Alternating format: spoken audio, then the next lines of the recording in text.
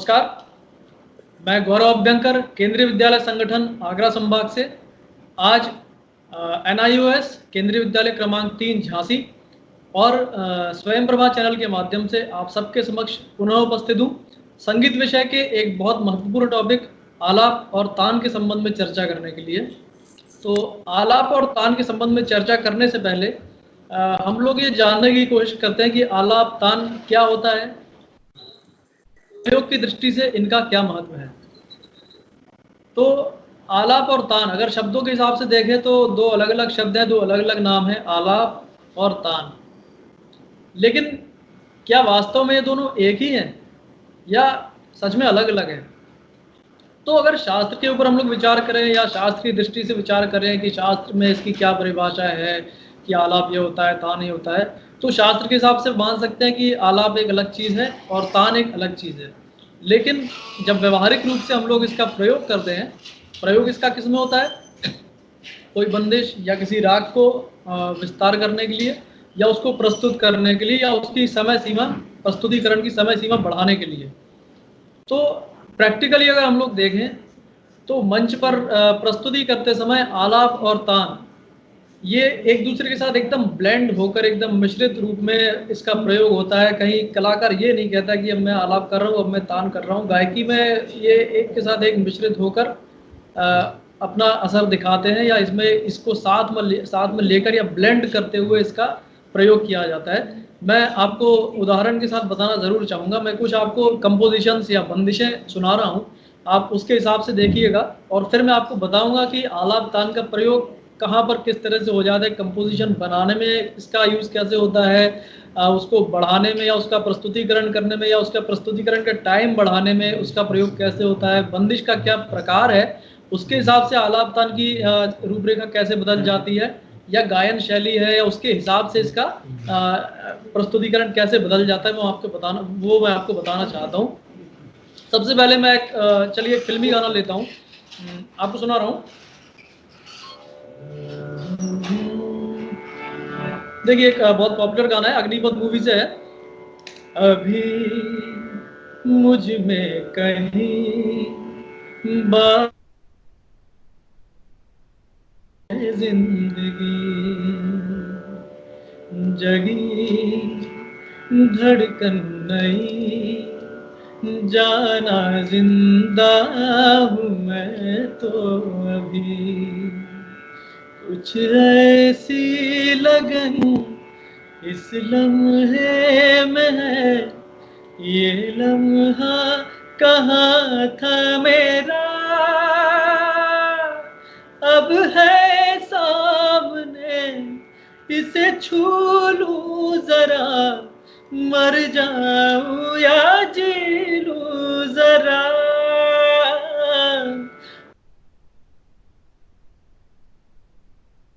रो लूं जरा, मर जाऊं या जी लूं जरा,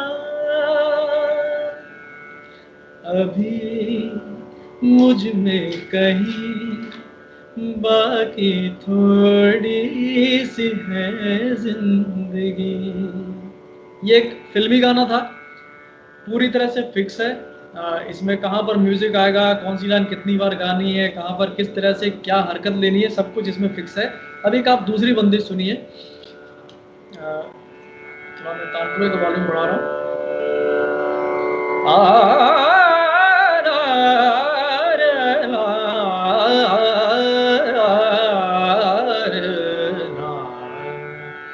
लगर तुम जाओ छेड़ो ना मोहे राज, लगर तुम जाओ छेड़ो ना मोहे राज, करन दे मोहे सब काज, करन दे मोहे सब काज, लगर तुम जाओ छेड़ो ना मोहे राज, सास ननद सब ध्यान धरता,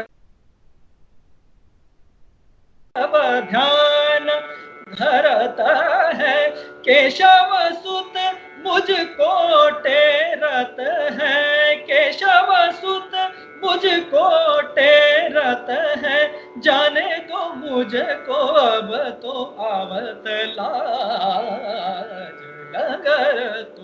जाओ, छेड़ो ना मोहे आज लगर तुम जाओ। ये एक बंदिश हो गई। एक और बंदिश सुनिए।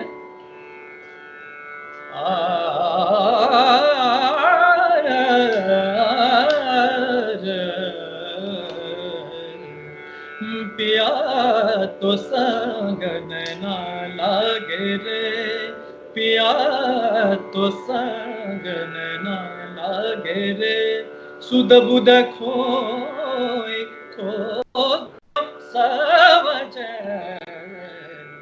नैना लागे रे, पिया तो संग नैना लागे रे। ये एक हिंदी भाषा का टप्पा हो गया। ठीक है, इसके पहले मैंने आपको ख्याल सुनाया था, उसके पहले मैंने आपको फिल्मी गीत सुनाया था। एक छोटी सी ठुमरी, बहुत पॉपुलर और पारंपरिक बंदिश।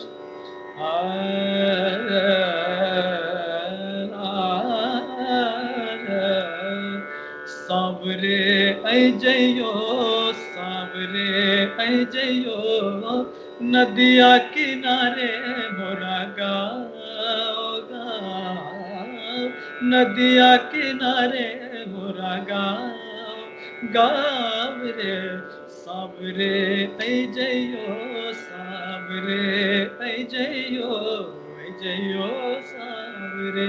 ये एक बंदिश हो गई। एक लास्ट बंदिश और। जागी ये गोपाल लाल,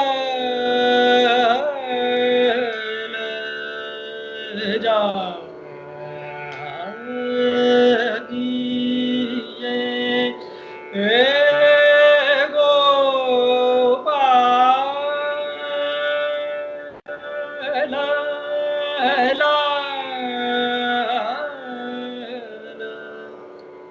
ये ध्रुपद की बंदिश थी। पहले मैंने आपको एक फिल्मी गीत सुनाया, फिर मैंने आपको एक ख्याल सुनाया, फिर मैंने आपको एक टप्पा सुनाया, फिर एक ठुमरी सुनाई और फिर एक ध्रुपद सुनाया। ये सभी अलग अलग गीत शैलियां हैं और आलाप और तान, ये दोनों ही जो चीजें हैं, मैं इसको एक ही मानता हूं वैसे, क्योंकि दोनों का एक्चुअली प्रयोग एक ही है, वो है राग का विस्तार करना या अपने प्रस्तुतिकरण का विस्तार करना, उसकी समय सीमा को बढ़ाना। तो अब ये डिपेंड करता है कि हम लोग कौन सी गीत शैली प्रस्तुत कर रहे हैं, कौन सा राग प्रस्तुत कर रहे हैं और हम लोग किस घराने से संबंध रखते हैं। इसके अनुसार आलाप और तान की शैली और उसका प्रस्तुतिकरण और उसका प्रस्तुतिकरण करने का ढंग, ये सब कुछ बदल जाता है। मैं आपको फिर से देखिए बताना चाहूंगा। सबसे पहला फिल्मी गीत पूरी तरह से फिक्स है, उसको मैं ऐसा नहीं गा सकता। देखिएगा, अभी मुझ में कहीं बाकी थोड़ी सी है जिंदगी, अभी ऐसा नहीं गा सकते, वहां सब कुछ फिक्स है। बंदिश जैसे है, जैसे कंपोज कर दी गई है, आपने देखा वो रिकॉर्डेड है, और उसको अगर मैं ऐसे गाऊंगा तो शायद उपहास ज्यादा होगा। यहाँ पर मेरी आदमी ये नहीं मानेगा कि यहाँ पर कोई कलाकारी हो रही है, यही होगा कि इसके साथ छेड़छाड़ी कर दी या इसकी टांग खींच दी, इस बंदिश को खराब कर दिया। इस बंदिश की ब्यूटी जो इसमें है, अभी मुझ में कहीं बाकी थोड़ी सी है जिंदगी, जगी धड़कन नहीं। तो केवल गला चला देना, घुमा देना, कहीं पर कुछ भी हरकत कर देना, केवल यही सुंदरता का या अच्छी प्रस्तुति का प्रमाण है, ऐसा नहीं है। बंदिश क्या मांग रही है, राग क्या मांग रहा है, और प्रस्तुतिकरण आप कहाँ कर रहे हैं, कैसे कर रहे हैं, किस परिस्थिति में कर रहे हैं, यह सब ये बात जो है इसके ऊपर डिपेंड करती है। अगर मैं इसमें कर दूं पबधनि सारे सारे ध प म ग रे ग म प म ग रे सा, अभी मुझ में कहीं, तो शायद ये कानों को खटकेगा, उतना अच्छा न लगे। लेकिन यही चीज जब मैं इसमें कर दूं, जाग उठे सब जन तुम जागो, सारे धानी सारे धानी ध म ग म रे सा, जाग। बंदिश ऐसा मांग रही है, वो गीत शैली ऐसा मांग रही है, वो संगीत का जो प्रकार है या उस गायन शैली का जो प्रकार है वो ऐसा मांग रहा है, इसलिए हम लोग उसमें ऐसा कर रहे हैं। अब सावरे ऐ जइयो, सावरे सावरे ऐ जइयो, बंदिश अब ये मांग रही है। स्वर विस्तार के लिए ये मांग रही है, तो यहाँ पर स्वर विस्तार इस तरह से करना है। तो इस तरह से आप समझ सकते हैं कि आलाप और तान किस तरह अपना रूप बदल लेते हैं। चलिए अब हम लोग इसको जानने की कोशिश करते हैं एक बार एक प्रैक्टिकल उदाहरण से कि आलाप तान कैसे होते हैं, क्या करते हैं और किस तरह से ब्लेंड हो जाते हैं, एक दूसरे में किस तरह से मिक्स होते हैं। मुझे अभी एक याद आया, एक्चुअली मैंने कलेक्ट किया, ये रबर बैंड यहीं पड़ा हुआ था। ये रबर बैंड देखिए, ये पीले कलर का रबर बैंड है और इसका जो मटेरियल है वो रबर है। इसको हम लोग ऐसे से खींच सकते हैं, ठीक है। इसका मटेरियल है, इसको हम लोग स्वर मान लें और इसके कलर को हम लोग राग मान लें। एक स्पेसिफिक ये कलर हो गया हमारे पीले रंग का रबर, तो मतलब इन स्वरों का समुदाय मिलाकर ये राग। अब ये अभी इसकी जो एक्चुअल पोजीशन है वो इतनी है। अब अगर मैं खींचना चाहूँ या मैं आलाप करना चाहूँ तो ये इतना हो गया, और मैं तान करना चाहूँ तो ये इतना हो गया। इसको हमने खींच दिया, इसकी लेंथ बढ़ा दी। तो आलाप और तान भी यही करते हैं, और किस तरह से ब्लेंड हो जाते हैं, किस तरह से मिक्स होकर राग का विस्तार करते हैं, हमको प्रस्तुतिकरण में सहायता देते हैं, कैसे हम लोग इससे अपने प्रस्तुतिकरण की सीमा बढ़ा देते हैं। इसका हमको ये लाभ होता है, इसका ये प्रयोग होता है। चलिए हम लोग एक बंदिश के माध्यम से इसको जानने की कोशिश करते हैं कि आलाप तान कैसे बंदिश में काम करते हैं। मैं ख्याल के अंग से आपको बता रहा हूँ, क्योंकि मैं ख्याल गायक हूँ। देखिए कि आलाप तान किस तरह से ब्लेंड होते हैं। हाँ, लास्ट में जाके ताने ही ताने हो जाती है मान लिया, लेकिन कैसे एक दूसरे का कब आलाप आ जाता है, कब तान आ जाता है, एक दूसरे में मिक्स हो जाता है। आमतौर पर शास्त्र क्या कहता है कि जो धीमी लय में विस्तार किया जाए उसको आलाप, और स्वरों को तानना, फैलाना, या द्रुत लय में उसको गाना वो ताने होता है। लेकिन देखिए बंदिश में ही आप देखिए कैसे हो जा रहा है।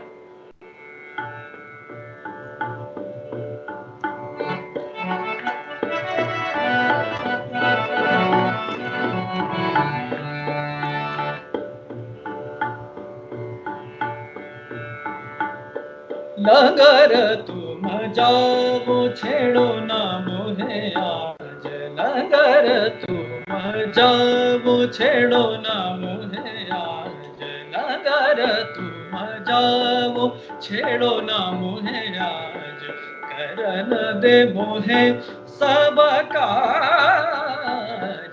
बंदिश में ही देखिए, अभी सीधे सीधे सुर चल रहे थे, फिर एकदम से ये तान आ गई, बंदिश में ही तान आ गई। देखिए सब काज लगर तुम जाओ छेड़ो ना मुहे आज, लगर तुम जाओ। अब अगर केवल बंदिश ही गाई जाएगी तो ये तो 1 मिनट में खत्म हो जाएगी। अब मान लीजिए इसको 10 मिनट गाना है तो कैसे गाएंगे? तो वहां पर ये आलाप और तान हमको सहायता करते हैं, या हम लोग आलाप और तानों के माध्यम से इसको हम लोग आगे बढ़ाते हैं, इसके समय को बढ़ाते हैं। देखिए कैसे करते हैं। तुम जाओ छेड़ो ना मुहे आज, लगर तुम जाओ, हाँ तुम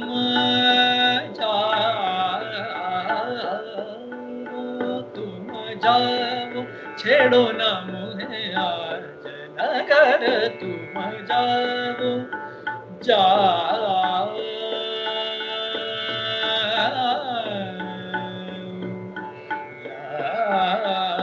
लगर तुम जाओ, तुम जाओ, लगर तुम जाओ छेड़ो ना मुहे आज, लगर तुम जाओ, हाँ तुम जाओ,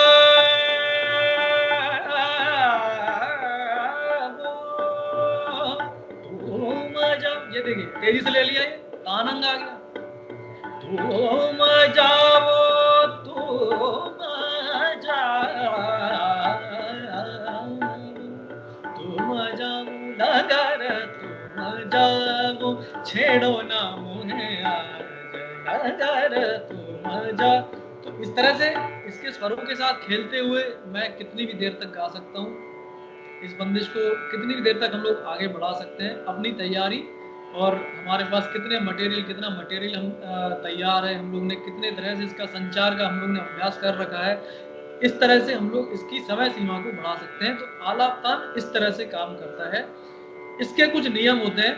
अब नियम के लिए मैं आपको फिर से प्राचीन काल में लेके जाना चाहूंगा। प्राचीन भी नहीं तो चलिए ध्रुपद काल से थोड़ा और पहले। तो आलाप का जो नियम होता था, सबसे पहले तो ये जान निपद्ध गान और एक होता था निबद्ध गान। तो निबद्ध गान में वो सारी कंपोजिशंस या रचनाएं या गायकी आ जाती थी जो सुर में तो खैर होती थी, ताल में बंधी हुई होती थी, वो निबद्ध गान के अंतर्गत आती थी। और अनिबद्ध गान मतलब जिसमें ताल का बंधन नहीं होता था, उसको अनिबद्ध गान कहते थे। और हमारा आलाप जो है, या हम आलाप तान एक मिश्रित एक साथ शब्द अगर हम लोग बोले तो ये दोनों को अनिबद्ध गान के अंतर्गत माना जाता था। प्राचीन काल में इसके जो करने का जो नियम था उसको स्वस्थान नियम बोलते थे। स्वस्थान नियम मैं आपको अभी आगे बताऊंगा। स्वस्थान नियम माने उसके अंतर्गत राग आलाप, रूपक आलाप और आलप्ति गान, इस तरह से 3 प्रकार से स्वर विस्तार या राग विस्तार किया जाता था। राग, चलिए मैं शब्द यूज कर लेता हूँ, अदरवाइज जब मैं बता रहा था आपको मार्गी और देशी के अंतर्गत जब जाति गायन प्रचार में था और मार्गी के अंतर्गत जाति गायन आ गया था और कुछ ग्राम राग वगैरह भी उसमें सम्मिलित हो गए थे, तो चलिए अभी मैं राग ही शब्द यूज कर ले रहा हूँ। तो राग के विस्तार के लिए इस तरह से स्वस्थान नियम के अंतर्गत राग आलाप, रूपक आलाप और आलप्ति गान किया जाता था। उदाहरण से अगर हम लोग समझना चाहें तो मैं आपको बताता हूँ। मान लीजिए कोई उस समय का कोई ऐसा राग, चलिए हम लोग शुद्ध स्वरूप को ही एक राग मान लेते हैं, सारे गमा पा धा नी सा सा नी ध प म ग रे सा। तो उसके अंतर्गत जो स्वस्थान नियम से आलाप होता था, उसका जो तरीका था वो ये था कि जो पहला नियम होता था स्वस्थान का, उसके अनुसार कोई राग का जो मुख्य स्वर है, जिसको स्थायी स्वर या अंश स्वर बोलते थे। अंश स्वर माने आज के हिसाब से हम लोग इसको वादी स्वर कह सकते हैं। वादी स्वर मतलब राग का राजा स्वर, जो राग में सबसे इंपॉर्टेंट है, जिसका राग में सबसे ज्यादा इंपॉर्टेंस है, वो राग में बहुत सारे रोल अदा करता है, उसको राग का राजा स्वर या वादी स्वर, उस समय उसको अंश स्वर कहा जाता था या स्थायी स्वर कहा जाता था। तो कोई राग का जो स्थायी स्वर होता था, उससे जो चौथा स्वर होता था, आज के हिसाब से माने सा मान लिए स्थायी स्वर है, उससे चौथा स्वर माने सा रे गा मा म, तो उससे जो चौथा स्वर होता था उसको कहा जाता था द्विगुण स्वर। द्विगुण, स्थायी स्वर से चौथा स्वर द्विगुण स्वर होता था। द्विगुण स्वर ये हो गया, मान लीजिए अभी हम लोग ने सा मान लिया स्थायी स्वर, उससे हो गया चौथा स्वर म, द्विगुण। स्थायी स्वर से 8वां स्वर होता था, सॉरी मैं थोड़ा मैंने गलत बोल दिया। स्थायी स्वर से जो चौथा स्वर होता था उसको बोलते थे द्वयार्ध स्वर, द्वयार्ध। और जो स्थायी स्वर से 8वां स्वर होता था उसको बोलते थे द्विगुण स्वर। और ये द्वयार्ध स्वर और द्विगुण स्वर के बीच में जो भी स्वर होते थे उनको बोलते थे अर्ध स्थित स्वर। फिर से हम लोग समझने की कोशिश करते हैं। मान लीजिए सा रे ग म प ध नि सा, ये 8 स्वर हैं, तो सा हो गया हमारा स्थायी स्वर। हम लोगों ने मान लिया कि सा उस राग का अंश स्वर था या वादी स्वर था, तो सा हमारा हो गया स्थायी स्वर। चौथा स्वर मतलब म हो गया हमारा द्वयार्ध स्वर। उसके बाद 8वां स्वर मतलब ऊपर वाला सा, तार सप्तक का सा हो गया हमारा द्विगुण स्वर, सा का जस्ट दुगना, ये हो गया द्विगुण स्वर। और म से लेके ऊपर सा तक म प ध नि अर्ध स्थित स्वर। अब आलाप का ढंग क्या था? आलाप की शुरुआत होती थी स्थायी स्वर से। पहले स्वस्थान में स्थायी स्वर से प्रारंभ होता था और जो द्वयार्ध स्वर मतलब म था, उसके नीचे मतलब ग स्वर तक हम लोग विस्तार कर सकते थे। सा रे ग इन 3 स्वरों का प्रयोग कर सकते थे पहले स्वस्थान नियम में या गायकी के या स्वर विस्तार के पहले चरण में। और मंद्र सप्तक में मतलब सा के नीचे सा नी ध प म ग रे सा में हम लोग उस राग की जो भी मंद्र सप्तक की सीमा थी, मैंने आपको पहले भी बताया था कि उस समय हर चीज का नियम था। किसी राग में मंद्र सप्तक में कितने स्वरों तक जा सकते हैं, तार सप्तक में कितने स्वरों तक जा सकते हैं, राग की बंदिश जो है प्रारंभ किस स्वर से होगी, उसका अंश स्वर क्या होगा, सब कुछ फिक्स था और उसी के हिसाब से गायन होता था। मैं आधुनिक समय पर भी आऊंगा कि इसमें कैसे बदलाव आ गए और कैसे प्रस्तुति होती है या राग का गायन कैसे होता है, अभी हम लोग इस पर चर्चा कर लेते हैं। तो उस राग के मंद्र की जो सीमा होती थी या उसका मंद्र का जो नियम था, उसके अनुसार हम लोग मंद्र सप्तक में विचरण कर सकते थे। तो पहले स्वस्थान में द्वयार्ध स्वर के नीचे तक मतलब ग तक, हम लोग ने म को द्वयार्ध माना है, ग तक विस्तार कर सकते थे और मंद्र सप्तक में उस राग की जो भी सीमा थी वहां तक हम लोग जा सकते थे। दूसरे स्वस्थान में मतलब उसके आलाप के दूसरे चरण में क्या होता था, उस द्वयार्ध स्वर को भी शामिल कर लिया जाता था और अब ये आलाप होता था सा से लेके म तक और म से लेके फिर नीचे मंद्र सप्तक में जो भी उसकी सीमा है वहां तक होता था। तीसरे स्वस्थान नियम में क्या होता था, अवस्थित स्वरों को भी शामिल कर लिया जाता था मतलब प ध नी तक। अब नी से लेके नीचे मंद्र सप्तक में जो भी हम लोग विचरण करना चाहें वो कर सकते थे। और लास्ट स्वस्थान में हम लोग द्विगुण स्वर को भी शामिल कर लेते थे। और इस तरह ऊपर से तार सप्तक के सातक, और फिर उस तार सप्तक की जो भी सीमा है वहां तक हम लोग जा सकते थे। मतलब चौथे स्वस्थान में तो फिलहाल तार सप्तक के सातक ही विचरण किया जाता था। तो इस तरह से 4 स्वस्थान नियम हो जाते थे, इसके अनुसार राग का विस्तार किया जाता था। मैं अभी आपको थोड़ा सा गा के भी बताऊंगा कि कैसे होता था प्रैक्टिकली, ये कैसा हो सकता था या होता था। इसके बाद अगली जो बारी आती थी वो आती थी रूपक आलाप की। रूपक का मतलब जो हमारे शास्त्रों में बताया गया है उसमें ये कहा गया है कि जो उस समय प्रबंध गाए जाते हैं, आज हम लोग जिनको बंदिशें बोलते हैं, तो प्रबंध के जो धातुएं होती थी, तेन, विरुद्ध, पाठाक्षर वगैरह, स्वर वगैरह, तो उसके अनुसार फिर आलाप किया जाता था। तो इसको आज के हिसाब से देखें तो आज के हमारे जो बोल आलाप होते हैं उनको उस समय रूपक आलाप की श्रेणी में रखा जा सकता था, या जो उस समय के रूपक आलाप हैं उनको आज हम लोग बोल आलाप की श्रेणी में रख सकते हैं। रूपक आलाप के बाद बारी आती थी आलप्ति गान की। आलप्ति गान का मतलब वही हो गया कि जैसे क्रिकेट में आपने देखा होगा स्लॉग ओवर्स, जो लास्ट के 4-5 ओवर बचते हैं, उसमें ना कोई टेक्निक बचती है, ना कोई स्विंग, ना स्पिन, ना कोई रूल नहीं काम करता। उस समय तो ये होता है कि बस चौका मिलना चाहिए या छक्का मिलना चाहिए या हर गेंद पे रन मिलना चाहिए। उस समय कोई आपसे टेक्निक की बात नहीं करता कि बैट सीधा रहना चाहिए या क्रॉस बैट नहीं खेलना है, या ये फलानी बॉल थी इस पर तो यही शॉट मारना था। हमारी क्रिकेट की किताबें तो ये कहती हैं कि इस बॉल पे ये इस तरह से शॉट होना चाहिए, तो ओवर पिच बॉल थी, ड्राइव होना चाहिए था, या शॉर्ट पिच थी, इस पे हो गया बॉल होना चाहिए। ये नहीं होता। उसमें तो लास्ट में क्या होता है कि जैसे हमारा गली वाला क्रिकेट होता है ना, फिर डगलस मरीलियर वाला भी वो पीछे वाला स्कूप हो, या सचिन तेंदुलकर का इस तरह वाला जो ऊपर कट मारते थे वो हो, जैसे भी हो रन मिलने चाहिए। तो आलप्ती गान में यही हो जाता था कि लास्ट में आपके पास सारी गुंजाइश रहती थी, आप चाहे जिस ढंग से किसी भी लय में और किसी भी उस सप्तक की किसी भी सीमा के अनुसार, उसके मंद्र या तार की सीमा के अनुसार विस्तार कर सकते थे और अपना प्रस्तुतिकरण आप कर सकते थे। आपकी जितनी भी तैयारी है, आप जो भी उसमें प्रस्तुतिकरण कर सकते हैं वो आप उसमें कर सकते थे। अब बात आती कि ये इतना ये जो कठिन नियम था क्या इसके हिसाब से जब होता था? तो हाँ होता था। क्यों होता था? क्योंकि मनोरंजन का और कोई साधन उस समय नहीं था। गाने के लिए गायक के पास भी बहुत टाइम होता था और सुनने के लिए श्रोताओं के पास भी बहुत समय होता था। मेरे गुरुजी ने तक बताया हुआ है कि उनके समय में भी रात रात भर महफिलें हुई हैं। मेरे गुरुजी ने तब तक भी रात भर एक महफिल में गाया है। तो आप अंदाज़ा लगा सकते हैं। आज बहुत फास्ट युग है, आज इस तरह से नियम फॉलो करके प्रस्तुतिकरण नहीं हो पाता। मैं अभी आऊँगा उसके ऊपर भी।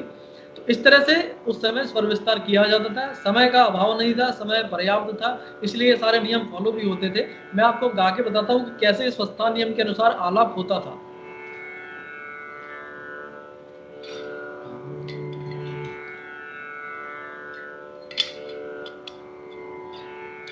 जैसे कि हमने माना कि सारे गाँव मदनीसा ये हमने सुर मान लिए थे। मंदिर की सीमा हम लोग चलिए ज़्यादा भी मंदिर में नहीं जाऊंगा क्योंकि माइक एक्चुअल है नहीं, तो हम लोग शायद उसको सुन भी ना पाए। जहाँ तक कि चलिए प या ध तक जहाँ तक भी आपको सुनाई देगा मैं आपको करके बताता हूँ। जैसे कि सा उसका स्थायी स्वर है, तो आलाप शुरू हुआ सा से, सा। अब ये पहला चरण चल रहा है, सा रे रे सा। अभी मैं आपको जल्दी जल्दी करके बता रहा हूँ इसको। सा रे रे नी रे सा नी सा रे रे रे दा नी सा नी सा रे रे सा गा नी सा रे गा। अब हमारे पास जो लिमिट है वो ग तक की है। हम लोग ग तक ही आगे बढ़ सकते हैं, नीचे चाहे जितना जा सकते हैं, लेकिन हम लोगों ने अभी सीमा अपनी तय की है ध तक।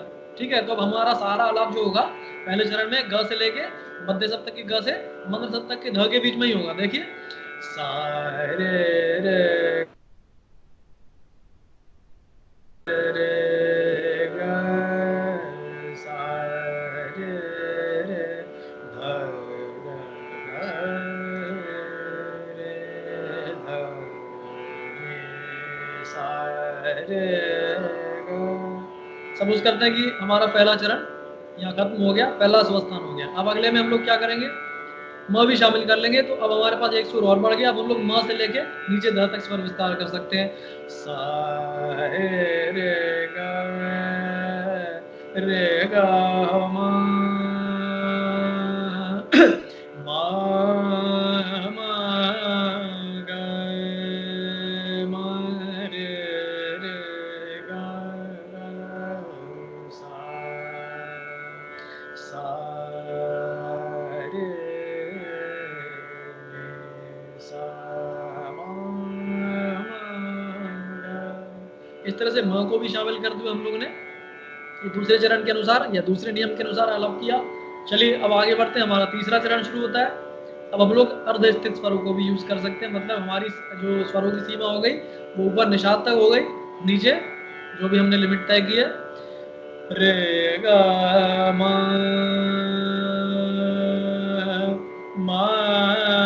प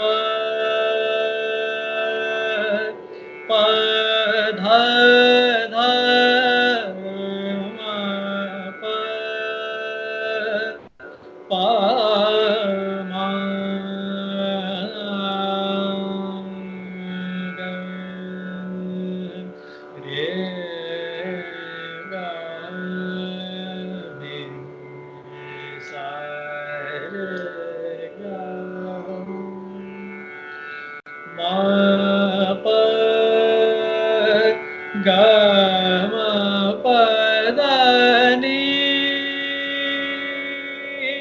नी दा प पा। इस तरह से हम लोग नी तक जाके अब हम लोग ने विस्तार किया जैसे भी जितनी भी देर तक। अब लास्ट में हम लोग ने क्या किया, लास्ट में हम लोग ने द्विगुण स्वर को भी शामिल कर लिया और सा तक। अब हमारा विस्तार सा तक जा सकता है।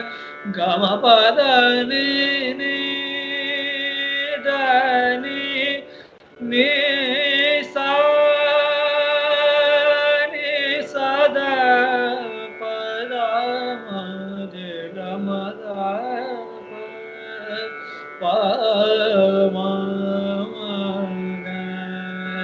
रे गा मा प मा सा दा नी। अब हमारे पास 7 तक की लिमिट है, नीचे हम लोग ध तक भी जा सकते हैं। इस तरह से इन 4 स्वस्थान नियमों के अनुसार स्वर विस्तार किया जाता था और सारे गायक उस नियम का पालन भी करते थे। श्रोता भी इतना धैर्य रखते थे, इतनी धैर्य से सुनते थे, कलाकार को इतना समय देते थे कि कलाकार इस धैर्य के साथ स्वर विस्तार कर सके। तो ये उस समय स्वस्थान नियम थे। फिर रूपक आलाप होता था, तो रूपक के अंतर्गत वही हमारे बोल आलाप, मैं उसको अभी करके नहीं दिखा रहा हूँ। हम लोग आगे जब वर्तमान समय के अनुसार मैं जब आपको आलाप ताने बताऊंगा तो उसमें मैं आपको करके बताऊंगा। बंदिश के जो बोल होते थे उन्हीं के अनुसार उसमें विस्तार कर लिया जाता था और आलाप्ति गान में लास्ट में लय बढ़ाकर सारा जो भी आप कर सकते थे वो उसमें आप कर सकते थे। इस तरह से स्वस्थान नियम के अंतर्गत प्राचीन काल में आलाप और तानों का प्रयोग होता था। अब हम लोग आते हैं मध्यकाल की तरफ। तो मध्यकाल मतलब उसको ध्रुपद काल के नाम से जाना जाता था। मतलब उस समय प्रबंधों का स्थान ध्रुपद ने ले लिया था और जाति और राग या ग्राम राग की जगह पूरी तरह से राग आ चुके थे। प्रचार में पूरी तरह से राग ही थे, रागों के नाम से ही हम लोग राग जैसी चीज को राग के नाम से ही जानते थे। और रागों के अंतर्गत आमतौर पर ध्रुपद की प्रस्तुति की जाती थी। ध्रुपद को ध्रुव बोलते थे। इनका जो विषय होता था आमतौर पर भक्ति या श्रृंगार, बहुत कम होता था श्रृंगार, तो भक्ति ही ज्यादा था। और उसमें ईश स्तुति के अलावा उस समय के जो राजा महाराजा हुआ करते थे, उनके दरबारी जो गायक हुआ करते थे, उनके दरबार में जो गायक हुआ करते थे, वो लोग अपने बादशाह को या अपने राजा को खुश करने के लिए जो ध्रुपद रचते थे उसमें अपने राजा की स्तुति या उनका नाम या उनकी तारीफ ऐसे शब्दों का प्रयोग करके भी ध्रुपद रचते थे। तो आपको कुछ ध्रुपद ऐसे भी मिलेंगे जिसमें उस समय के राजाओं का स्तुति वर्णन आपको मिल सकता है। अदरवाइज भक्ति रस प्रधान होते थे। और जो अभी मैंने आपको बताया कि राजा या उस समय के जो महाराजा या बादशाह होते थे उनकी तारीफ के संबंधित विषय। आलापतान ने रूप कैसा ले लिया था, उस समय बंदिश या ध्रुपद प्रस्तुत करने से पहले ही उस राग का पूरा विस्तार नोम तोम के माध्यम से कर लिया जाता था। नोम तोम का मतलब क्या होता है, आपने कोई तराना सुना होगा। तराने में क्या होता है कि जो उसके बोल होते हैं गीत के, उनका कोई अर्थ नहीं होता है। निरर्थक शब्दों की जो रचना होती है उसको स्वर में और ताल में पिरोकर रचना बनाई जाती है, उसको तराना बोलते हैं। आपने एक बहुत पॉपुलर गाना सुना होगा, लागा चुनरी में दाग, उसमें लास्ट में एक तराना है, दिम तन न दिर तनो तान न देरे न दिम तन न दिर ता रूम तो देरे न दिम न देरे देरे तन देरे तन तुम रे दानी दिम तन न न दिर दिर दिर दिर तानी तानी दानी तानी। इस तरह से आप देख रहे हैं कि अब इन बोलों का कोई मतलब तो है नहीं। दिम तन न दिर दिर तानो तान न देरे न दिम तन न दिर दिर ता, लेकिन आनंदित करते हैं। तराना इतना आकर्षक होता है।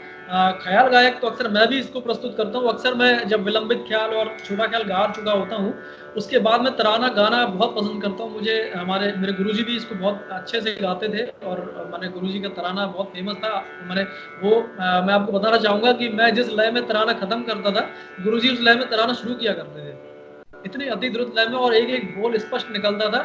और उनके तराने पर मैंने खुद देखा हुआ है, जब वो 70-72 साल के थे, उस उम्र में भी उनके तराने पर मैंने लोगों को झूमते हुए देखा है। मैंने लोगों के ऐसे आंखें और मुंह ऐसा खुला का खुला रह जाता था जब गुरुजी तराना शुरू किया करते थे।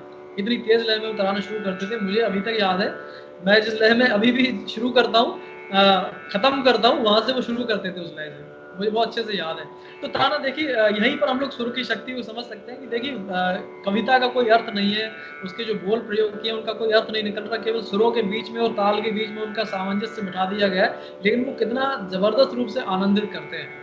लागा चुनरी में दाग गाना भी आप देखते हैं तो गाना धीरे धीरे जो उसका रंग चढ़ना शुरू होता है, गाना धीरे धीरे शुरू होता है, बीच में उसमें आलापचारी होती है, कहीं छोटी छोटी तानों का भी प्रयोग होता है, और लास्ट में जो उसमें तराना जो उसमें शामिल किया गया है, उस गाने की जो सबसे खास बात है वो उसका तराना ही है, और वो तराना ही उसमें 4 चांद लगा देता है लास्ट में। तो इस तरह से ये तराने के जो बोल होते थे, मैं अब उस तरफ ज़्यादा नहीं जा रहा हूँ, नहीं तो वो भी विषय काफ़ी बड़ा है और चर्चा करने योग्य है। नोम तो मतलब ऐसे बोल जो तराने में प्रयोग होते थे, जिनका कोई अर्थ नहीं होता है, निरर्थक शब्द होते हैं, निरर्थक शब्द समूह होता है, उसके प्रयोग से स्वर विस्तार किया जाता था। मैं आपको थोड़ा सा करके बताता हूँ।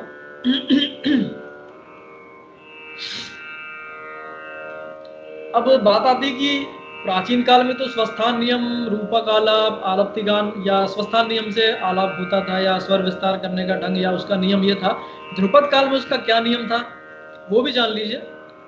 ध्रुपद काल में जो नियम था, स्वस्थान नियम का स्थान ले लिया था स्थायी, अंतरा, संचारी और आभोग ने। इस पद्धति से स्वर विस्तार किया जाता था। मैं आपको अभी बताऊंगा कैसे होता था।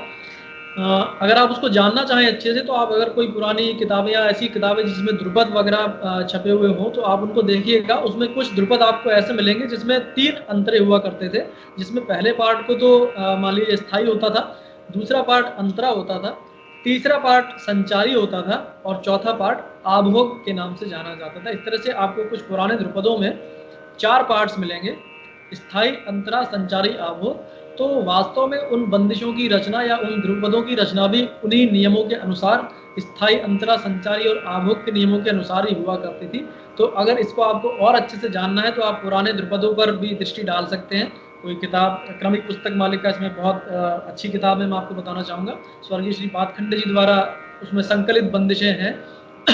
और कहना चाहूँगा कि हमारा जो उत्तर भारतीय शास्त्रीय संगीत है, आज हमारा उन्हीं पुस्तकों के ऊपर टिका हुआ है।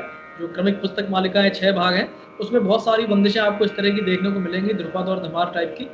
उसमें आपको सारे ध्रुपद तो ऐसे नहीं मिलेंगे, लेकिन कुछ ध्रुपद आपको उसमें मिलेंगे जिसमें स्थायी, अंतरा, संचारी और आभोग ऐसे 4 पार्ट्स होते थे, और उसी के अनुसार उनकी जो रचना है वो उस नियम के अनुसार हुई थी। तो ध्रुपद काल में स्वर विस्तार या आलाप जो था वो बंदिश के या ध्रुपद के पहले ही कर लिया जाता था। उसमें नोम तोम मतलब तराने के बोलों का प्रयोग किया जाता था, और स्थायी, अंतरा, संचारी, आभोग के नियम के अनुसार उसका विस्तार होता था। ये नियम क्या होता था? स्थायी का नियम क्या होता था? स्थायी में हम लोगों ने जहाँ से भी स्वर शुरू किया उस समय तो सा स्थित हो गया था, तो सा से गाना प्रारंभ हुआ, और सा से लेकर मध्य सप्तक के नी तक स्थायी के अंतर्गत हम लोग स्वर विस्तार कर सकते थे। मंद्र सप्तक में भी उस समय मंद्र और तार के नियम बहुत शिथिल हो गए थे। राग में आमतौर पर क्या होता था कि कलाकार की जो रेंज है वो उसके अपनी रेंज के हिसाब से या अपनी तैयारी या राग में वो जिस तरह से भी प्रस्तुति करना चाहता है उस हिसाब से वो मंद्र में अपनी सामर्थ्य अनुसार विचरण कर लेता था। मध्य सप्तक में निषाद तक ही हमारे पास छूट थी, माने पहले ही चरण में हम लोग निषाद तक जा सकते थे। लेकिन वहां पर भी हिडन रूप से स्वस्थान नियम काम करता था, क्योंकि कोई भी गायक उस समय भी एकदम से निषाद तक आलाप नहीं कर लेता था। छुपे रूप में स्वस्थान नियम तब भी काम करता था, भले ही स्थाई के अंतर्गत निषाद तक की हमको छूट मिली हुई थी, लेकिन प्रैक्टिकली कोई उसका यूज करता नहीं था। प्रैक्टिकली स्वस्थान नियम के अंतर्गत धीरे धीरे एक एक दो दो स्वर बढ़ाकर ही स्वर विस्तार किया जाता था। क्योंकि बात वही है कि आपके पास जितने भी हथियार हैं, अगर आपने सारे एक साथ उड़ा लिए, या दीपावली के समय आपने अपने सारे पटाखे एक साथ एक मटके में डाल के उड़ा लिए, तो आपकी दीपावली तो मुझे लगता है 5 मिनट में ही खत्म हो गई। लेकिन मजा उसमें कि एक फुलझड़ी जलाई, फिर वो खत्म हुई तो दूसरी जलाई, फिर एक रॉकेट चलाया, फिर एक अनार चलाया, फिर एक चरखी चलाई, बीच में एक लड़ी लगा दी। तो इस तरह से जो थोड़ा थोड़ा करके उसको बढ़ाया जाता था, तो कलाकार उसको फॉलो करते थे। उस समय भी समय की इतनी समस्या नहीं थी, लोगों के पास बहुत समय था। मनोरंजन के लिए भी उस समय जो साधन था वो संगीत या ये कलाएं ही होती थी। तो श्रोता भी बहुत धैर्य से बैठते थे, सुनते थे, समय देते थे कलाकार को, और कलाकार भी पूरे धैर्य से उस नियम को फॉलो करता था। शास्त्रों में भले ही प्राचीन स्वस्थान नियम को अमान्य कर दिया गया हो, या कहा जाता हो कि भाई मध्यकाल में या ध्रुपद काल में स्वस्थान नियम नहीं चलते थे, लेकिन हिडन रूप से उनका यूज होता था, प्रैक्टिकली उनका यूज होता था। मैं आपको करके बताता हूँ। स्थाई में क्या होता था, सा से लेके मध्य सप्तक के नी तक और नीचे किसी भी सीमा तक जा सकते थे। अंतरे में क्या होता था, अंतरे के अंतर्गत जब आलाप आता था तो तार सप्तक के सा को भी उसमें शामिल कर लिया जाता था, और आलाप का जो उठान होता था वो ग म या प में से किसी एक स्वर से होता था, फिर वो सा से शुरू नहीं किया जाता था। अंतरे के अंतर्गत फिर ग से आलाप शुरू करके ग या म से या प से और तार सप्तक के सा तक जाया जाता था। अगला जो चरण आता था वो आता था संचारी का। संचारी का मतलब संचार करना, संचरण करना। तो इसमें भी जो स्वर की सीमा थी वो तार सप्तक के सा तक ही थी, लेकिन आप थोड़ी सी लय बढ़ाकर पूरे सा से लेके नीचे मंद्र सप्तक तक किसी भी तरह से संचरण या संचार कर सकते थे। इसको कहते थे संचारी। और लास्ट में आ जाता था आभोग। तो फिर से वही स्लॉग ओवर्स, आप कैसे भी चौके मारिए, कैसे भी छक्के मारिए, कोई नियम नहीं, कुछ नहीं, लय बढ़ा लीजिए। आपकी जो सामर्थ्य है, आप जिस लय में गा सकते हैं उस लय में लय बढ़ाकर आप स्वर विस्तार या उस राग का विस्तार कर सकते थे। इस तरह से स्थाई, अंतरा, संचारी, आभोग, ये 4 चरण उस समय नामांकित कर दिए गए थे या नामकरण कर दिया गया था ध्रुपद काल में। इस तरह से स्वर विस्तार किया जाता था, स्थाई, अंतरा, संचारी, आभोग। लेकिन मैंने जैसा कि आपको शुरू में बताया, स्थाई के अंतर्गत भले ही हमको मध्य सप्तक के निषाद तक की छूट मिली हुई थी, लेकिन छुपे रूप में या व्यवहारिक रूप में स्वस्थान नियम काम करता था। आज भी अगर किसी गायक को 3 घंटे कोई राग गाना है या 1 घंटा कोई राग गाना है, तो वो एकदम से निषाद तक पहला आलाप नहीं ले लेता है, धीरे धीरे उसका विस्तार करता है। और वही तरीका सिखाया जाता है। वो क्यों सिखाया जाता है, उससे दिमाग खुलता है, उससे हमारे फ्रेजेस की संख्या बढ़ती है, हमको गायकी के लिए विस्तार करने के लिए जगह मिलती है, और हमारे गायकी का भी विस्तार होता है। तो इसी तरह से सिखाया भी जाता है। भले ही शास्त्र हमारा कहता है कि स्थाई में आप निषाद तक जा सकते हैं, लेकिन वो भी धीरे धीरे जाना है।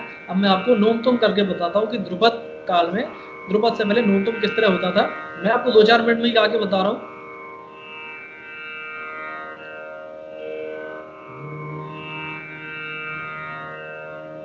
फिर से मैं अभी भी शुद्ध स्वर ही ले रहा हूँ, कोई राग विशेष नहीं ले रहा हूँ। वैसे टाइम हो रहा है इस समय, बहुत अच्छे अच्छे राग हैं। राग थोड़ी इस समय हम लोग अच्छे से गा सकते हैं, गोजरी थोड़ी थोड़ी के माने प्रकार जो हैं वो सारे हम लोग गा सकते हैं, सारंग के प्रकार गा सकते हैं। फिलहाल आपको समझाने के लिए मैं शुद्ध स्वर ही ले रहा हूँ।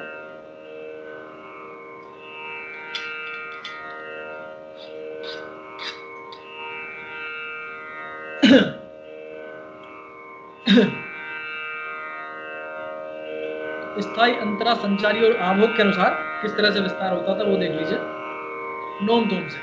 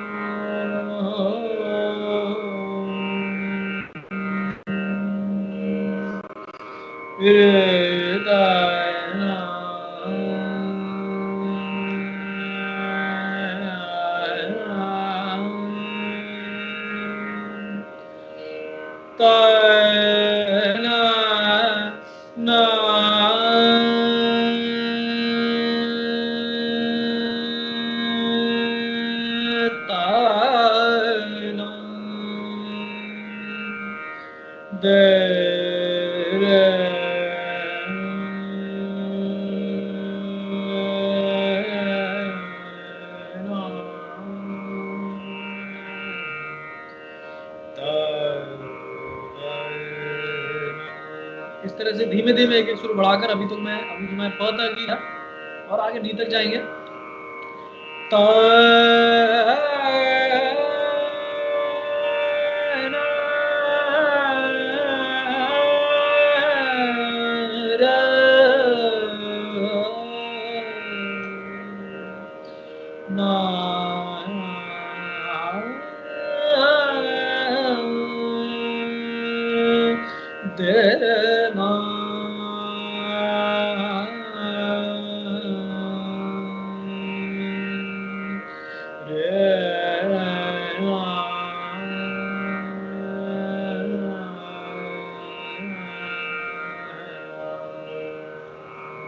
इस तरह से मंत्र में आपकी जो भी सीमा है, आप स्थाई के अंतर्गत निषाद तक जा सकते थे।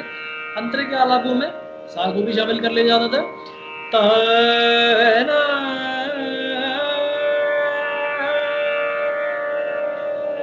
और आलाप का उठान या स्वर विस्तार का उठान गंधार, मध्यम या पंचम से। अब अंतरे के अंतर्गत हम लोग ग से नीचे नहीं जाते थे, हम लोग ग या म या प से ही आलाप को उठा लेते थे और वहीं पर खत्म कर देते थे, या ऊपर तार सप्तक के सा पर खत्म कर दिया करते थे।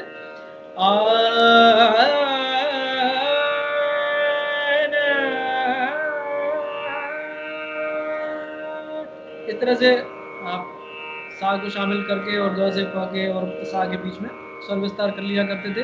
संचारी के अंतर्गत फिर से वही सा से लेके फिर हमको एक छूट मिल जाती थी कि हम लोग सा से लेके नीचे तक भी आ सकते थे, और उसमें जो भी हमको कलाकारी दिखानी, जो भी स्वरों के कॉम्बिनेशन दिखाने, वो हम लोग उसमें दिखा सकते थे। लास्ट में आ जाता था आभोग। आभोग के अंतर्गत लय बढ़ाकर और तार सप्तक में आपकी जो भी सीमा है वहां तक जा सकते थे, पूरा आप विचरण उसमें कर सकते थे और लय बढ़ा ली जाती थी और बोल वही नोक दोम के प्रयोग किए जाते थे। तो कैसे होता था, बीच में एक जोड़ अंग भी आता था, वो मैं आपको गा के बता दे रहा हूँ जल्दी से। त न न रे त न न, इसमें थोड़ी सी लय बढ़ाकर पहले हम लोग क्या कर रहे थे, बिना किसी लय को बांधकर एक खुले अंग से हम लोग विस्तार कर रहे थे। फिर एक बीच में हम लोगों ने जोड़ अंग लिया, मतलब जो बिल्कुल खुला था, और जो लास्ट में बिल्कुल तान वाला अंग आने वाला, तेज वाला, उसके बीच में ये जोड़ अंग होता था। त न दे रे न दे रे रे रे न ता न रे ता न न न न न रे ता न न न ता रे रे रे रे न। दिखने में बंदिश की तरह ही दिखता था, बंधा हुआ दिखता था, अंदर से एक छुपे हुए रूप में लय चलती थी और उसके हिसाब से जोड़ अंग से आलाप होता था। लास्ट में फिर झाला अंग से आभोगी के अंतर्गत आलाप होते थे, या उसको हम लोग आज के हिसाब से तान बोल सकते हैं, क्योंकि उसमें बहुत तेज लय बढ़ाकर जितने भी आप लय बढ़ा सकते थे।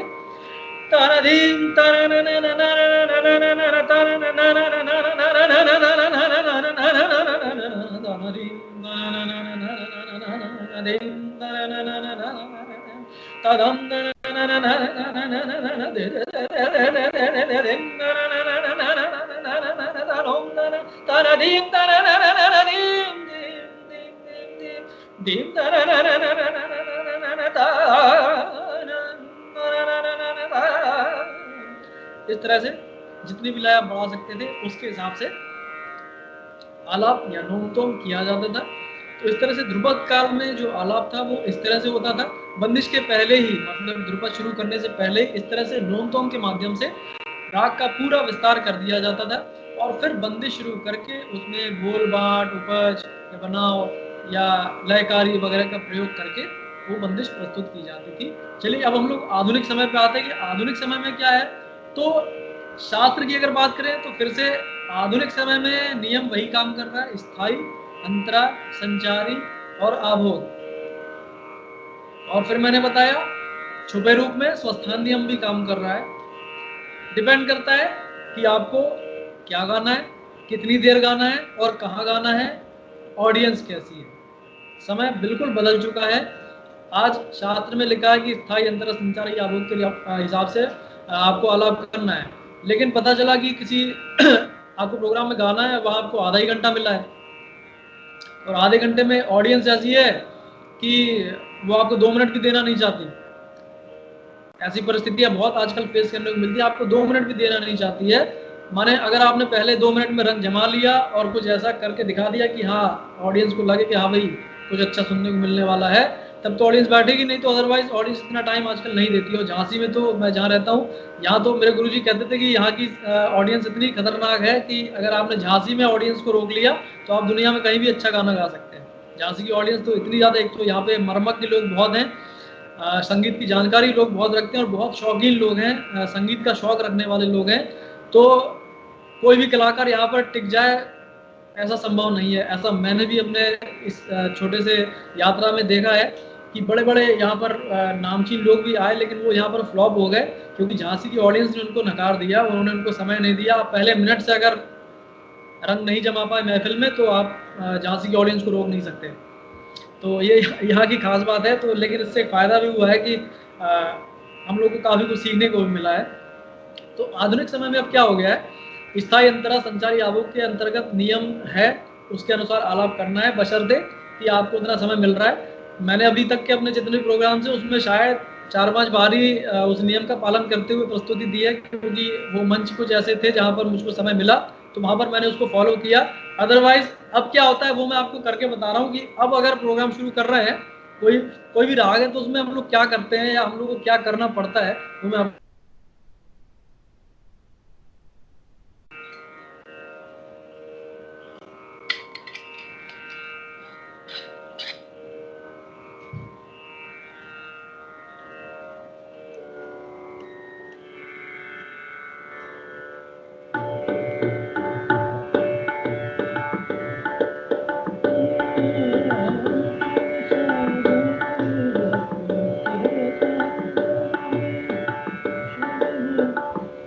अब देखिए, अब अगर प्रोग्राम है जैसे अभी हम लोग देख लें तो क्लास में हमारे कितना शायद 10 मिनट बचा होगा और मुझे 2-4 मिनट में ही आपको गा के दिखा देनी है कोई चीज़। मैं आपको गा के दिखाई देता हूँ कि चलिए 5 मिनट में कोई प्रस्तुति अगर देनी है, आज की जैसी स्थिति है 10 मिनट बचे हैं, 5 मिनट में प्रस्तुति देनी है। अब तो क्या मैं स्वस्थान नियम और स्थायी अंतर संचारी आपको करूँगा, नहीं करूँगा। मुझे 5 मिनट में पूरा एक तैयार पैकेज आपके सामने प्रस्तुत कर देना है, वो मैं आपको करके बताऊँ। देखिए शुरू कैसे होगा। अब मैं ये सब नहीं करूँगा, ये सब नहीं। अब कैसे होगा,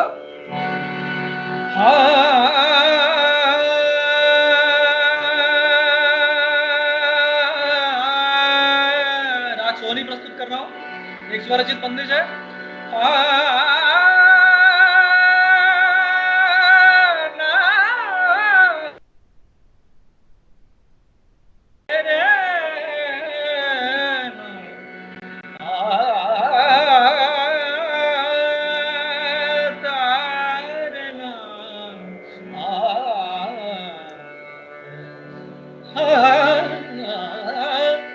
चल साधक अब कर साधना, चल साधक अब कर साधक अब कर साधना, चल साधक अब कर साधना। शुभ ये मुहूर्त बीत जाते हैं, शुभ ये मुहूर्त बीत जाते हैं। मोह माया सब तजना कर साधना, चल साधक अब कर साधना, चल साधक अब कर साधना।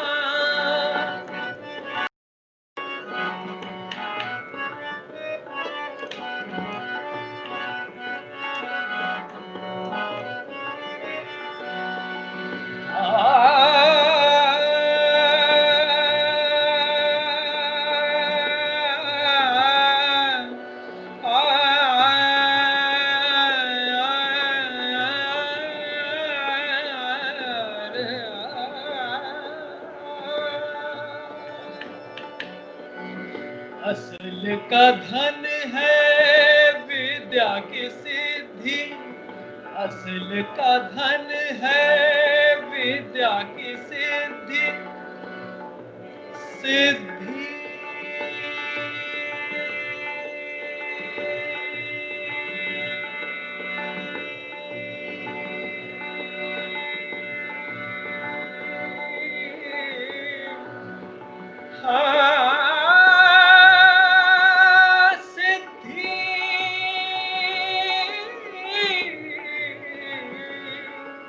सिद्धि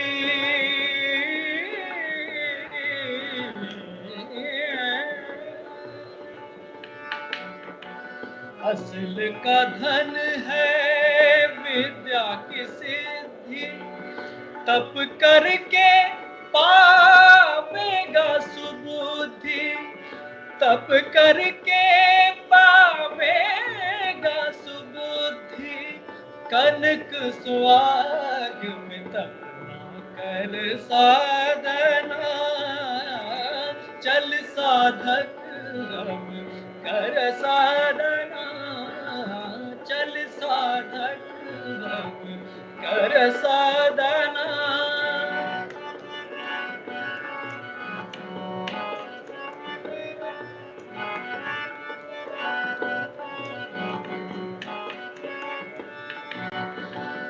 केशव सुत गुरु चरणों में जाकर, केशव सुत गुरु चरणों भगवदनि नि सारे सा नि सा नि ध म गमद गमद धनि गमद धनि नि सारे सा, केशव सुत गुरु चरणों में जाकर, सारे धनि सारे रे सनि सा सनि धनि नि धम धनि मनि ने मा करे सानि धम करे मनि ने मा करे सगा मद धनि ने सारे सा, केशव सुत गुरु चरणों में जाकर, नाद रहस्य के ज्ञान को पाकर, नाद रहस्य के ज्ञान को पाकर, नाद रहस्य के ज्ञान को पाकर, नाद रहस्य के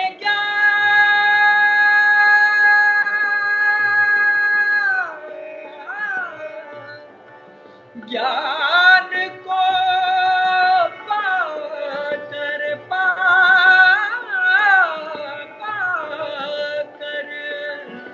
नाद रहस्य के ज्ञान को पाकर, कोई न धरे कामना, कोई न धरे का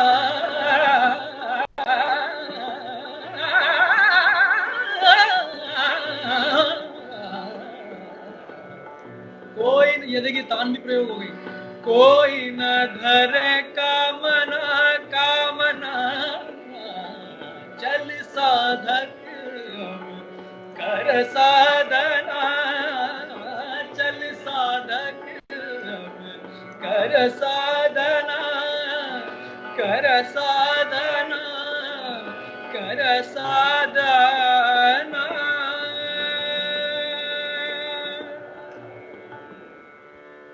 तो आपने देखा, अब 5 मिनट में ही मुझे सब कुछ करना था, राग का स्वरूप भी दिखाना था, आलाप भी करना था, बंदिश को भी आपको विस्तार करके दिखाना था,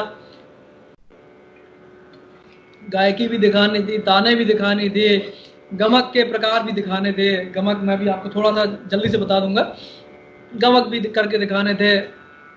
सब कुछ 5 मिनट में ही करना था। तो 5 मिनट में कैसे किया, तो उसको पूरा मैंने कंप्रेस कर दिया। आपने इसमें देखा होगा पेन ड्राइव में कभी कभी कोई फाइल आप कॉपी या पेस्ट करते हैं तो साइज, फाइल का साइज बड़ा है। जैसे आप व्हाट्सएप पे आप देखते होंगे कोई वीडियो आपने बनाया 50 MB का बनाया, लेकिन जब भेजा तो वो 5 MB का हो गया। वही सारी चीज़ें सिमट के जो में भी ऐसा ही करना पड़ता है। गाना हमको कहाँ गाना है, कितने समय में गाना है, क्या गाना है, किसके सामने गाना है, उन सारी बातों को ध्यान में रखते हुए पूरी गायकी को या पूरे आलाप के या विस्तार के ढंग को इसी तरह से कंप्रेस करके गाना होता है। उसके हिसाब से वो एक फ्रेम बना के गाना होता है। ये सब प्रैक्टिस के साथ धीरे धीरे आने लगता है, समझ में आने लगता है। और तो इस तरह से आधुनिक समय में हम लोग विस्तार इस तरह से करते हैं, परिस्थिति के अनुसार, राग के अनुसार, बंदिश के अनुसार। तो आज हमने ये जाना, हम लोग ने ये कैसे करते थे, प्राचीन में कैसे करते थे, मध्य में कैसे करते थे, और आधुनिक समय में नियम भले ही स्थायी अंतरा संचारी आवर्त का है, लेकिन सारे गायक, सारे कलाकार परिस्थिति के अनुसार ही उसका प्रयोग करते हैं। भातखंडी जी के समय भी ऐसा ही हुआ। उन्होंने उस समय जो गाने या राग या बंदिशें सुनते थे उसके लिए कोई शास्त्राधार नहीं होता था, क्योंकि शास्त्र कुछ और कहता था और प्रैक्टिकली कुछ और चलता था। उसी की वजह से उनको इतने शास्त्र लिखने पड़े। वर्तमान में भी ज़रूरत है, लेकिन वही है कि बीड़ा कौन उठाए, बिल्ली के गले में घंटी कौन बांधे। क्योंकि जब कोई इस तरह से आप समाज में कुछ बदलाव करने की कोशिश करते हैं तो समाज आपको ही दोषी ठहराने लगता है। समाज में परिवर्तन करना एक बहुत बड़ा चैलेंज होता है, क्योंकि समाज के हिसाब से अगर हम लोग चलते हैं तब तो ठीक है। अगर हमने समाज की जो चलन है या उसका चलने का ढंग है उसके खिलाफ अगर हम लोगों ने कुछ भी बोलने का प्रयास किया है, जिसने भी बोलने का प्रयास किया वो या तो पागल साबित कर दिया जाएगा या अपराधी करार दे दिया जाएगा। उसको एक्सेप्टेंस बहुत मुश्किल होता है मिलना। भातखंडे जी ने भी उस समय जो ग्रंथ लिखे थे उन्होंने अपना नाम उजागर नहीं किया था। उन्होंने सबके सामने जो ग्रंथ रखे थे वो इस नाम से रखे थे कि किसी चतुर पंडित ने ये ग्रंथ लिखे हैं, और चतुर पंडित है कोई वो कहते हैं कि भाई इन रागों में ऐसा होना चाहिए या नियम ये होना चाहिए। बाद में उन्होंने वो बात खोली कि ये ग्रंथ मैंने लिखे हैं, वो चतुर पंडित कोई और नहीं, मैं खुद ही हूँ। खैर वो दूसरा चर्चा का विषय है। तो आज इस ट्यूटोरियल में हमने जाना आलाप तान क्या होता है, उसका प्रयोग कैसे होता है, बंदिशों में बंदिश के हिसाब से या गायन शैली के हिसाब से या घराने के अनुसार, वो मैं चर्चा नहीं कर पाए, वो और विस्तृत विषय हो जाता था कि घरानों में इनका कैसे होता है। तो घराने में अपनी अपनी गायन शैली के अनुसार उसका प्रयोग किया जाता है, उस हिसाब से बढ़त की जाती है। वो लोग जिस घराने में जिस अंग विशेष का प्रयोग ज़्यादा होता है या कम होता है उसके हिसाब से इसका विस्तार किया जाता था। आलाप में गमकों का प्रयोग होता है। ठुमरी में कुछ अलग प्रकार के गमकों का प्रयोग होता है, ध्रुपद में कुछ अलग गमकों का प्रयोग होता है, ख्याल में कुछ अलग गमकों का प्रयोग होता है, फिल्मी गाने होते हैं उसमें कुछ अलग गमकों का प्रयोग होता है। हो सकता है कुछ लोग सोच रहे हो कि ये मैं क्या बोल रहा हूँ कि गमक, तो गमक मतलब स्वरोच्चारण करने का तरीका। इस विषय पर कभी और मैं चर्चा करूंगा। आज अपने विषय को कंक्लूड करता हूँ। तो आज आपने जाना कि आलाप और तान क्या होता है, उसका प्रैक्टिकली कैसे प्रयोग किया जाता है, शास्त्र क्या कहता है, हम लोग प्रैक्टिकली क्या करते हैं। तो आज के इस ट्यूटोरियल में बस इतना ही। फिर आगे मिलते हैं किसी नए विषय के साथ। नमस्कार।